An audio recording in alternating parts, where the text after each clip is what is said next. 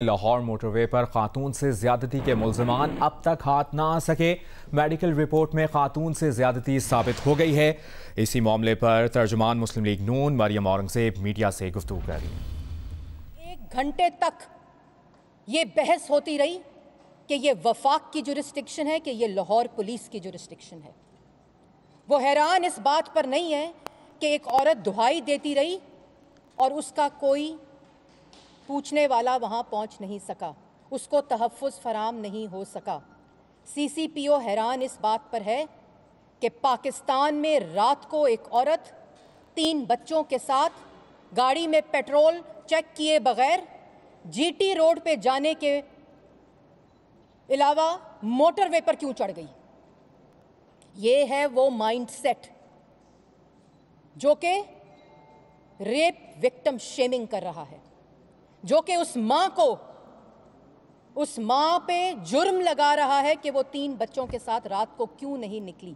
और उसका बयान CCP Lahore, chief police Lahore का बयान उन मुजरिमों को इनकरेज कर रहा है, उनका साथ दे रहा है, इन्वेस्टिगेशन पर असर अंदाज हो रहा है और कह रहा है कि गलती उस माँ की है जिसको इज्तमाई ज्यादती का निशाना बनाया गया। ये है वो माइंडसेट।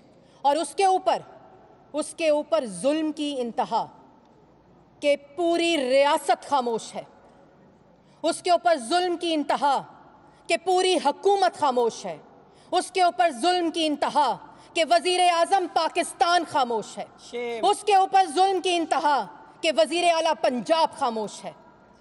और ये इसलिए खामोश हैं कि आपको मालूम है, और ये वो वक्त है जिस वक्त IG पंजाब को उखाड़ने और पिछाड़ने की बहस हो रही थी और इस CCPO को तानियात करने की बात की जा रही थी कि ये यहीं रहेगा क्योंकि ये माइंडसेट है। और इसके अलावा एडवाइज़र टू इंटीरियर मिनिस्ट्री, वफाकी वज़ीर दिफा किसका कर रहा है? CCPO लाहौर का दिफा किसका कर रहा है कि उनके बयान का गलत मतलब लिया गया। जो बयान है वो आपके सामने है और पूरी की पूरी काबीना खामोश है। और किसका दिफा कर रही है? उस मजलूम माँ का नहीं, दिफा कर रही है CCPO के बयान का। और उसके बाद CCPO का बयान आता है कि मेरे बयान का गलत मतलब लिया गया। मेरा ये मतलब था कि खातून की ओरिएंटेशन फ्रांस की थी क्योंकि उसकी फैमिली फ्रांस में है, क्योंकि उसके हस्बैंड फ्रांस में है और वो फ्रांस समझकर इस्लामी जमहूरिया पाकिस्तान में रात को अपने बच्चों के साथ निकली। वो कहता है कि फ्रांस समझकर निकली। और फ्रांस समझकर क्यों निकली? क्योंकि फ्रांस में रिट ऑफ स्टेट है। CCPO लाहौर कहता है, चीफ पुलिस लाहौर कहता है, फ्रांस में मॉरल वैल्यूज़ हैं, फ्रांस के अंदर तहफ़्फ़ुज़ दिया जाता है, रूल ऑफ लॉ है, ये कहता है CCPO लाहौर। इसका क्या मतलब है? इसका मतलब है कि इस्लामी जमहूरिया पाकिस्तान में 11 करोड़ औरतों को हिफाजत हासिल नहीं, वो महफूज नहीं, लेकिन फ्रांस में औरतें महफूज हैं, वहाँ रिट ऑफ स्टेट है, वहाँ लॉ एंड ऑर्डर है। इसका क्या मतलब है?